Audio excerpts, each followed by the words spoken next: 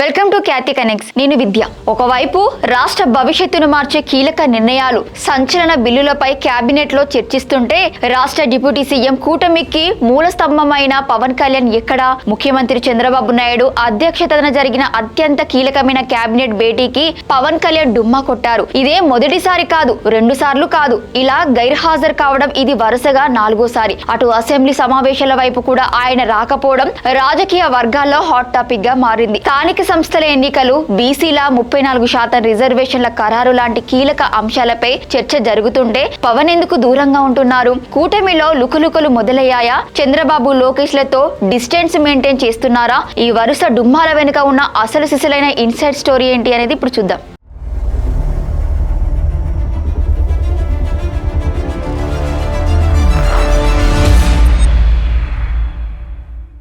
4 cabinet మీటింగులు, ఆ assembly సమావేశాలు, ఏపీకి అత్యంత కీలకమైన అమరావతి అభివృద్ధి పనుల ప్రారంభోత్సవాలు, ఇన్నిటికీ దూరంగా ఉన్న పవన్ కళ్యాణ్ గైర్హాజరుపై జనసేన శ్రేణులు ఒకటే సమాధానం చెబుతున్నాయి.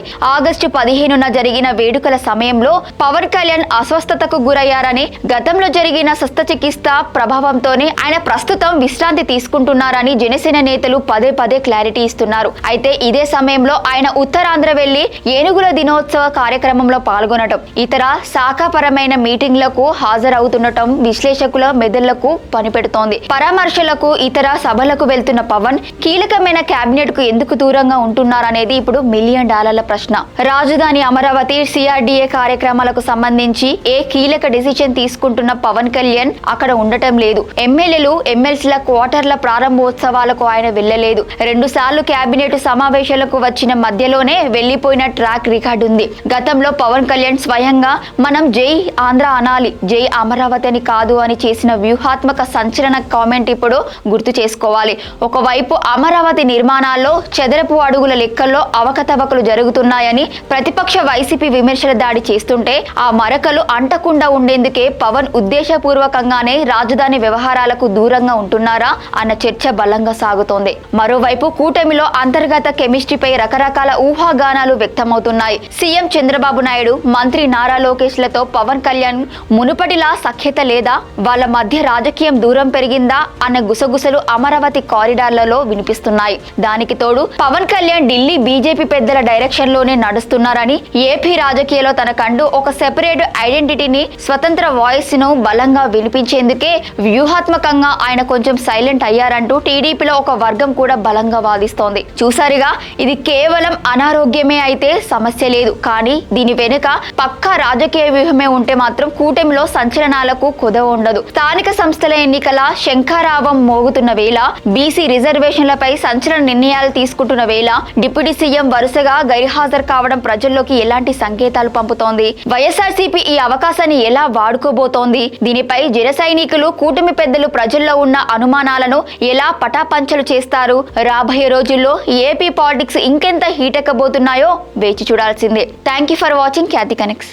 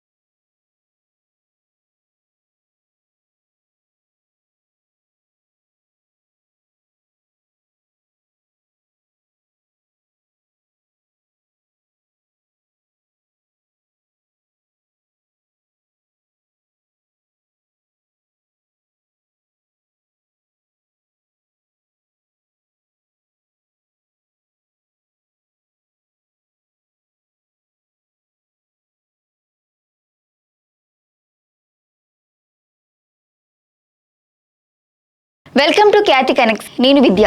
మున్సిపల్ ఎన్నికలకు ఏపీ ప్రభుత్వం గ్రీన్ సిగ్నల్ ఇచ్చింది. అసెంబ్లీ సమావేశాలు ముగిసిన తర్వాత మున్సిపల్ ఎన్నికల ప్రక్రియ నిర్వహించేలా మౌఖిక ఆదేశాలు జారీ చేశారు. అయితే ఈసారి ఎన్నికలు రొటీన్ గా కాకుండా సంథింగ్ స్పెషల్ గా నిర్వహించేందుకు సీఎం చంద్రబాబు నాయుడు, పవన్ కళ్యాణ్ సరికొత్త వ్యూహాలను సిద్ధం చేశారు. 2005 నాటి పాత పద్ధతిని మళ్లీ తెరపైకి తెస్తూ మేయర్లు, మున్సిపల్ చైర్మన్లు, జెడ్పీ చైర్మన్లు, ఎంపీపీలను నేరుగా ప్రజలే ఓటేసి ఎన్నుకునేలా శాసనసభలో చారిత్రక ప్రత్యక్ష ఎన్నికల బిల్లును ప్రవేశపెట్టేందుకు రంగం సిద్ధమైంది. మరోవైపు ఈవీఎంలు కాకుండా బ్యాలెట్ పేపర్లతోనే ఎన్నికలు నిర్వహించాలని ఈసీ నిర్ణయించడం, బీసీ రిజర్వేషన్ల కోసం తెలంగాణ మోడల్ ను పరిశీలించడం ఇప్పుడు ఏపీలో పెను సంచలనంగా మారింది. అసలు కూటమి సర్కార్ వేస్తున్న మాస్టర్ ప్లాన్ ఏంటి? అక్టోబర్ లో పోలింగ్ ముహూర్తం ఎలా ఉండబోతుంది అనేది ఇప్పుడు చూద్దాం.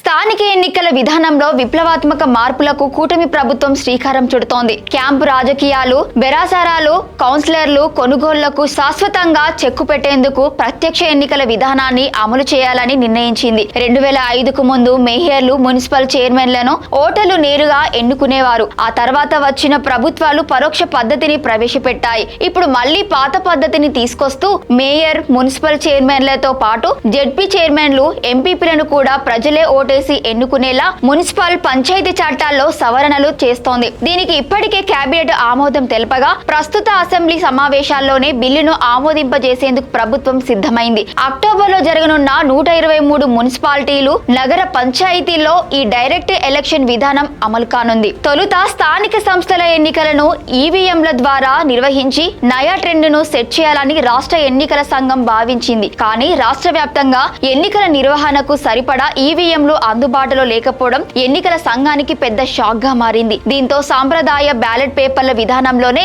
ఎన్నికలను నిర్వహించాలని ఈసీ ఒక స్పష్టమైన నిర్ణయానికి వచ్చేసింది. నిజానికి ప్రతిపక్ష వైఎస్ఆర్సీపీ మొదటి నుంచి బ్యాలెట్ పేపర్లతోనే ఎన్నికలు పెట్టాలని డిమాండ్ చేస్తోంది. అయితే బ్యాలెట్ ద్వారా ఎన్నికలు జరిగినంత మాత్రాన వైసీపీకి ఎలాంటి అడ్వాంటేజ్ ఉండదని, ఈవీఎం అయినా బ్యాలెట్ అయినా విజయం కూటమిదేనని టీడీపీ, జనసేన, బీజేపీ శ్రేణులు ధీమా వ్యక్తం చేస్తున్నారు. స్థానిక సమరంలో అత్యంత కీలకమైన, సున్నితమైన అంశం బీసీ రిజర్వేషన్లు. ఎన్నికల్లో బీసీలకు 34% రిజర్వేషన్లు అమలు చేస్తామని ఎన్నికల ముందు చంద్రబాబు, పవన్ కళ్యాణ్ హామీ ఇచ్చారు. కానీ మొత్తం రిజర్వేషన్లు 50% మించకూడదన్న సుప్రీంకోర్టు నిబంధన పెద్ద అడ్డంకిగా మారింది. Rajiv Ranjan Mishra dedicated commission report ప్రకారం ప్రస్తుతం ఉన్న 23.84% మరో 3.82% కలిపి గరిష్టంగా 27.66% వరకు మాత్రమే బీసీ రిజర్వేషన్లను పెంచే వెసులుబాటు ఉంది. 34% పెంచాలంటే సమగ్ర కులగణన పూర్తయి రాజ్యాంగ సవరణ జరగాల్సి ఉంది. దీనికి మరో ఏడాది పట్టే అవకాశం ఉండటంతో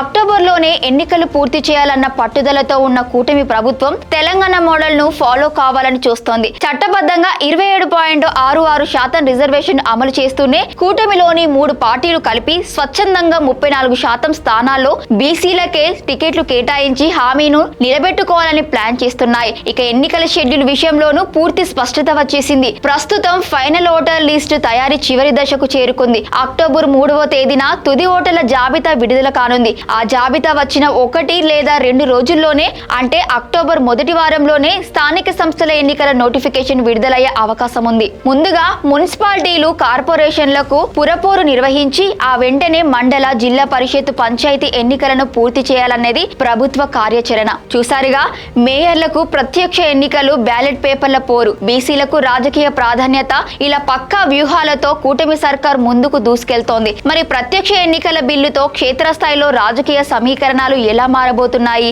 బ్యాలెట్ బాక్సుల సమరంలో కూటమి తన ఆధిపత్యాన్ని నిలబెట్టుకుంటుందా, లేక ప్రతిపక్ష వైఎస్ఆర్సీపీ గట్టి పోటీ ఇవ్వబోతుందా? అక్టోబర్ పోరులో పల్లె పురపీటలను ఎవరు కైవసం చేసుకుంటారో వేచి చూడాల్సిందే. Thank you for watching Khyati connects.